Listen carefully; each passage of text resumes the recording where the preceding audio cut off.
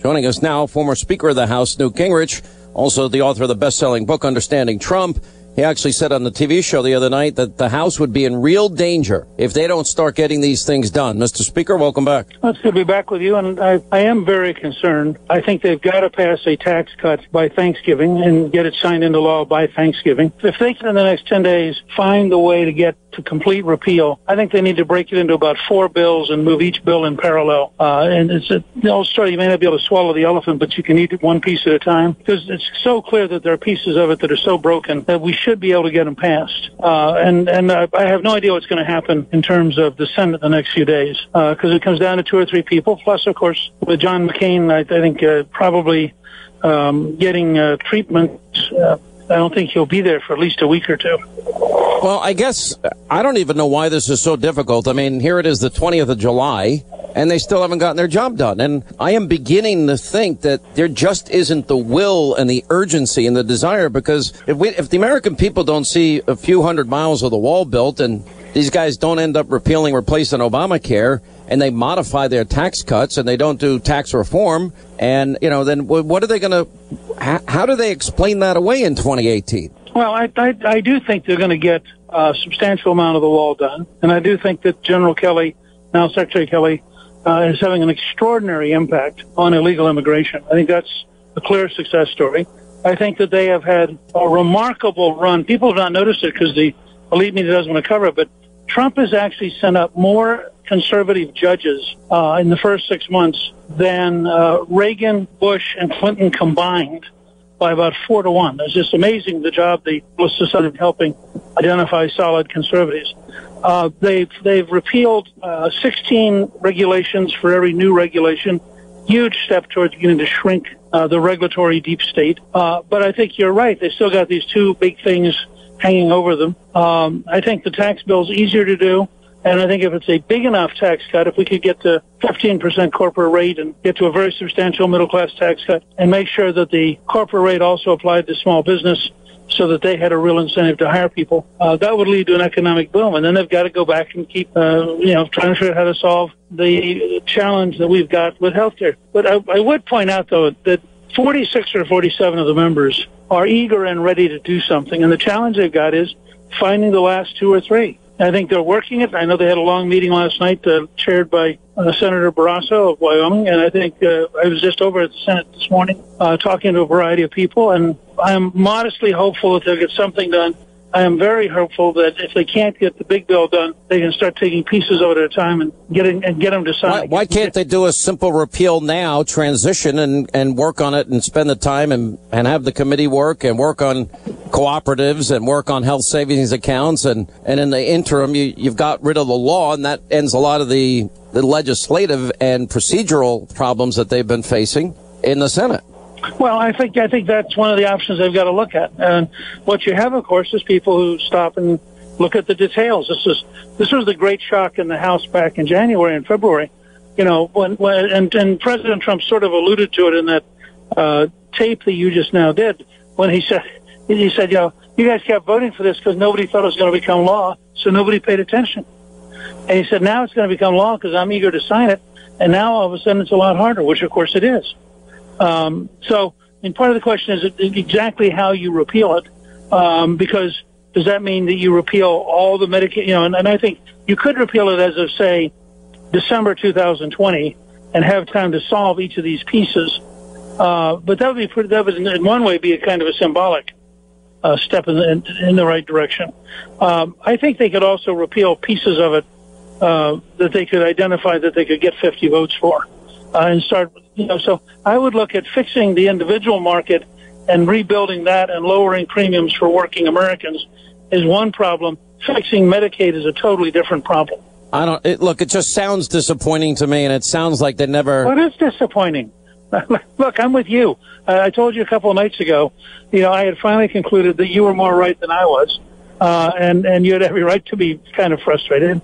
It is disappointing. I mean, I would have thought after all these years of talking about it, we'd be closer to a consensus than we are right now. But I'm also trying to say, as somebody who used to run a legislative body, sometimes you have to do what you can do, not what you'd like to do.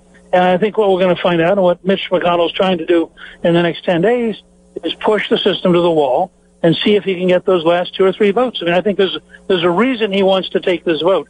He wants to force every single member to look in the mirror and say, after all those speeches about getting rid of Obamacare, what am I going to do? And the only senator who has a legitimate defense is Senator Collins, because she did vote against repealing Obamacare. So she can say, look, I'm being true to what I did.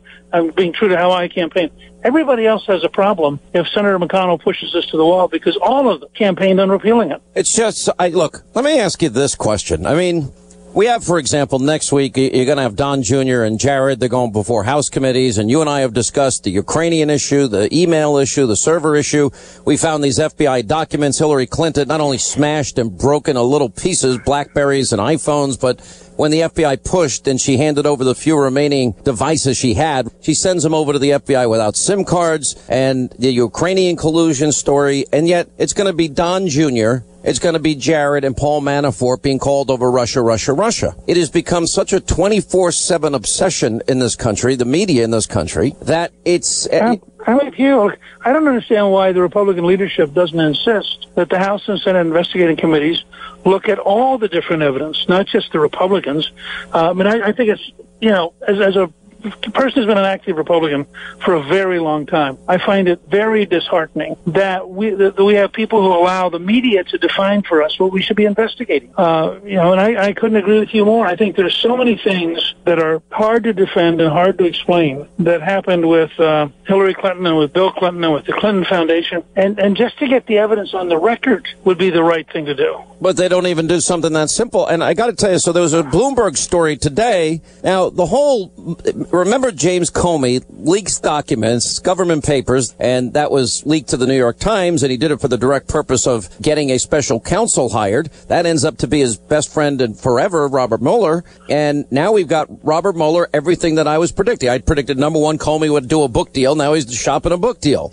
Now Robert Mueller is expanding the probe, according to Bloomberg, to Trump business transactions. Now, what does that have to do with anything?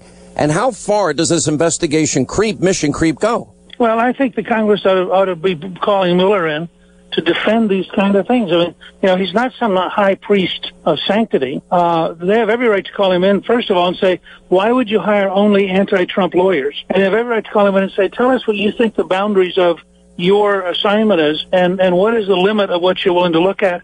And then they ought to render judgment. I mean, if they think this guy is going crazy, they ought to abolish the job. Well, who would have the ability to do that? And what did you think of the president's comments about Jeff Sessions? Well, look, those are two different questions. First of all, the Judiciary Committee of the House and Senate could easily do it, and they should do it. Second, I thought it was unfortunate. I know the president feels that way because he's told you that in private. He's told me that in private. But Jeff Sessions is a very decent guy who stood by President Trump all through the campaign, stood by him when there was a period when I think he was the only senator who was openly for him, stood by him through all the controversies, did everything he could to help him win and everything he could to help him in the transition. And I understand Trump's frustration. I don't even necessarily disagree with it, but I think it sends a terrible signal to his own team. You don't want to think that tomorrow morning you could wake up and your name could be the one being attacked. All right, I just think the president has to have a little bit of, he's got to learn to be disciplined enough to think like a team leader and not just think like some guy who's chatting. First of all, why is he giving the New York Times a lengthy interview? All right, stay how right can there. That possibly be to his advantage? It never would. Well, I just turned down a Sunday Times cover piece, 6,000, 7,000 words. Did I make the right choice? Absolutely. When I was first speaker, they hired a guy who spent 3 months to do a cover on me. Yeah. And it was too positive, so they killed it. Exactly. The guy said, no, I just want to do a fair piece. And I said, even if you did a fair piece, one, your editors wouldn't let it run. And then I said, number two, I said they would excoriate you, all your friends in the establishment media. They would destroy you. Anyway, we'll take a quick break. More with Newt Gingrich, his best-selling book, Understanding Trump. Right, as we continue with former Speaker of the House, Newt Gingrich. Do you remember where you were when this whole OJ thing went down? Do you know where I was in Atlanta at the time, but during the Bronco chase? I was actually at home in Atlanta watching it it's a Friday night, I think. Right. I was at La Strada. Remember La Strada in Roswell? Yeah. So, and everybody's around the television. And so, what do you think about the country still obsessing over this? Well, look, I mean, OJ was one of those remarkable figures that was a great sports star, then did a brilliant job of transitioning into entertainment. I mean, I still love the Naked Gun series of movies that he was involved in. And so he was kind of like larger than life. And then, of course, how do you get a better drama than the white Bronco going around Los Angeles with helicopters over? I mean, the whole thing was insane. And then the trial itself and all the different details. And, you know, I mean, Greta Van Susteren made her entire career out of being the person who kept explaining what's going on. There were a ton of people who made their careers. Do you know that, in part, I was on CNN the day it was announced that the arrest of O.J. Simpson was imminent. And I was on CNN at the time, and there was this Dr. Sonia Friedman woman, and I said just before they had the breaking news, I said, well, of course he's going to be a suspect. Look at the past conduct that he's had and violence against women, etc. And she goes, that's irresponsible, Mr. Talk Show host. Next thing you hear, CNN breaking news, the arrest of O.J. is imminent. And so things haven't changed. Then the funny thing is they had no guests at the time at CNN, and they kept me and Tavis Smiley on there for like 5 hours. Wow. I mean, you know, the thing that struck me, I looked at a picture of a day or two ago, and I mean, what a human tragedy. Here's a guy who had a great start in life, was a genuine national figure, had a great career, had a ton of money, had a beautiful wife, and just it all got away from him and destroyed him. It really is sad.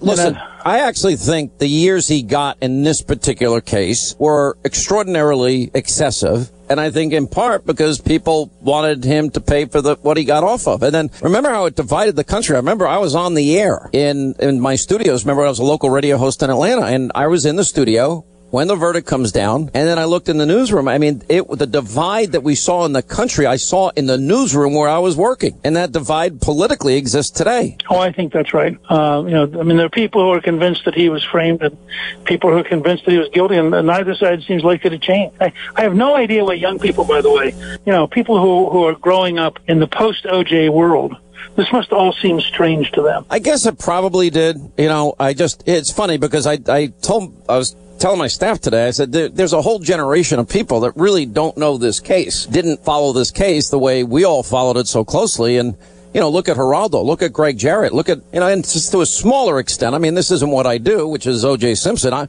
You know, years ago, I was called up, remember Geraldo had a daytime show, and I went on his daytime show to be a guest about O.J. And that's how, wow. I know.